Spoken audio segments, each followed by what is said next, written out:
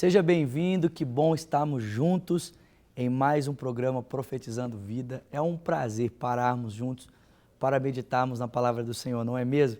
Às vezes o nosso dia passa tão corrido, são tantas atividades e parece que Deus nem está presente nas nossas atividades do nosso dia a dia, não é mesmo?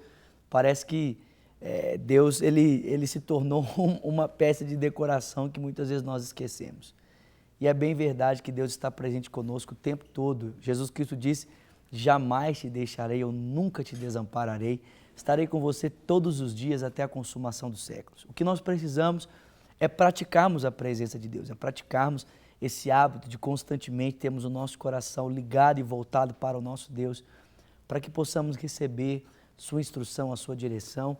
E o Profetizando Vida vem exatamente com essa finalidade, né? Ajudar você no decorrer do seu dia a parar um tempo para lembrar dessa presença constante que está aí, né, auxiliando, ajudando, consolando, direcionando a mim e a você, a pessoa do nosso amado Jesus Cristo. E temos aqui meditado na palavra do Senhor e eu convido você a começarmos esse programa abrindo a Bíblia no livro de Hebreus, no capítulo de número 1, a partir do versículo de número 1, a Bíblia diz: há muito tempo Deus falou de muitas formas e de várias maneiras aos nossos antepassados por meio dos profetas. Mas nesses últimos dias, Ele nos falou por meio do Filho, a quem constituiu o herdeiro de todas as coisas e por meio de quem Ele fez o universo. O Filho é o resplendor da glória de Deus e a expressão exata do seu ser. Sustenta todas as coisas pela palavra do seu poder e depois de ter realizado a purificação dos pecados, Ele se assentou à direita da majestade nas alturas, tornando-se tão superior aos anjos, quanto o nome que herdou é superior ao deles. Lemos aqui Hebreus 1, do versículo 1 até o versículo de número 4. Esse texto nos fala um pouco sobre a pessoa de Jesus. Quem é o Senhor Jesus Cristo? Quem é essa pessoa que nós adoramos, veneramos, prestamos devoção, prestamos honra, glória e louvor? E o texto começa dizendo aqui para mim e para você que há muito tempo Deus falou de várias formas e de várias maneiras aos nossos antepassados por meio dos profetas, mas agora tem nos falado por meio do seu Filho. Eu acho tão interessante essa afirmação porque para algumas pessoas existe uma descontinuidade entre a mensagem do Antigo e a mensagem do Novo Testamento. Algumas pessoas insistem em enfatizar que o Antigo Testamento retrata a lei e o Novo Testamento retrata a graça, como se houvesse uma interrupção nos assuntos. Deus falou sobre uma coisa no Antigo e agora Deus está falando sobre uma nova coisa no Novo Testamento. E isso não é verdade. O escritor aos Hebreus vai mostrar para mim e para você que existe uma continuação no que Deus está falando. O mesmo Deus que falou aos nossos antepassados, aos nossos pais, por meio dos profetas e de muitas outras formas, Ele continua nos falando agora por meio do seu Filho. Existe uma continuidade na voz de Deus. É verdade que o meio pelo qual Deus está falando, esse meio mudou.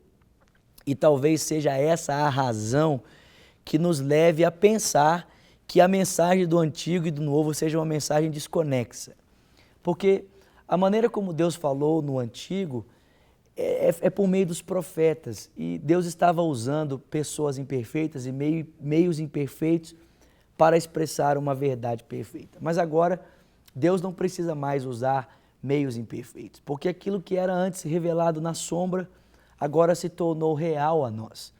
A sombra, ela não é desconexa da realidade, ela só não consegue ilustrar a realidade perfeitamente, não é verdade? A minha sombra não é uma desconexão de quem eu sou, mas ela não consegue me retratar perfeitamente, principalmente dependendo do ângulo em que o sol está refletindo sobre mim. E assim acontecia no Antigo Testamento. Aqueles meios, eles eram imperfeitos. Mas aquilo que era imperfeito agora, Deus pode revelar-nos perfeitamente através do seu Filho. Porque no Filho não há imperfeições. O Filho, ele pode e ele consegue nos fazer entender perfeitamente a realidade de quem Deus é.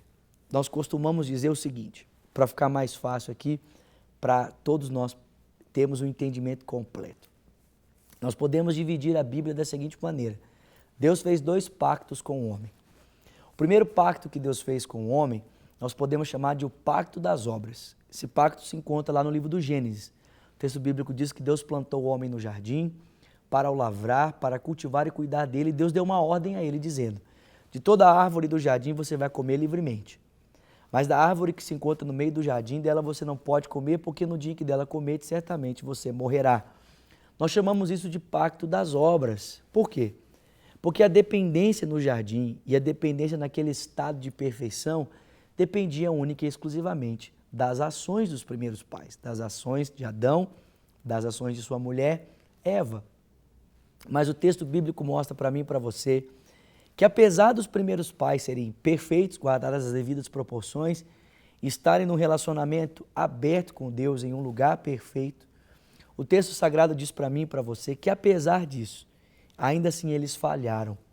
E após então a quebra do pacto das obras, Deus firma um novo pacto com os homens, que nós chamamos de pacto da graça. Porque você vai perceber que a partir do Gênesis capítulo 3, versículo 15, todas as ações na história que visam a salvação dos homens, elas são desempenhadas por Deus. É Deus quem está buscando salvar o pecador. O texto bíblico mostra para mim e para você que Deus disse que levantaria um descendente da mulher e que esse descendente ele esmagaria a cabeça da serpente, apesar de ter o seu calcanhar ferido.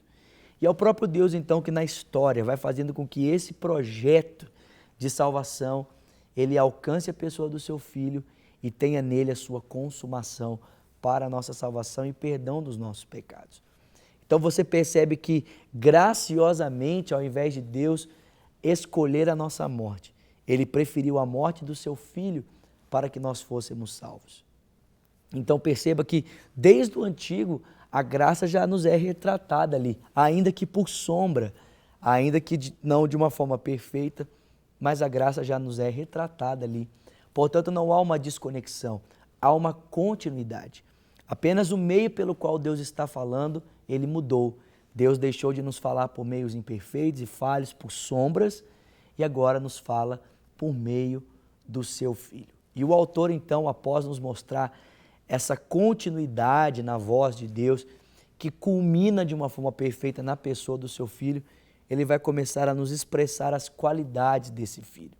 Mas eu quero, antes de nós encerrarmos, dizer a você, Jesus é o lugar perfeito para se ouvir a voz de Deus. Não existe outro lugar que você deva buscar ouvir a voz de Deus de forma perfeita, senão na pessoa do Filho de Deus, na pessoa do Senhor Jesus Cristo. Tudo aponta para Ele, tudo tem a ver com Ele. Paulo diz que Ele é o primogênito, Ele é o princípio dentre os mortos.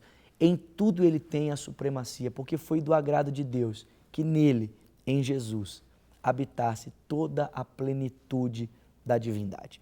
É um pouco sobre o Filho de Deus que estaremos conversando nos próximos programas, sobre essas qualidades descritas a respeito dele, e você não pode ficar de fora, tudo bem? Espero você aqui amanhã, então, para continuarmos falando a respeito do Senhor Jesus. Que Deus te abençoe e até o nosso próximo encontro amanhã, se Deus assim permitir. Até lá.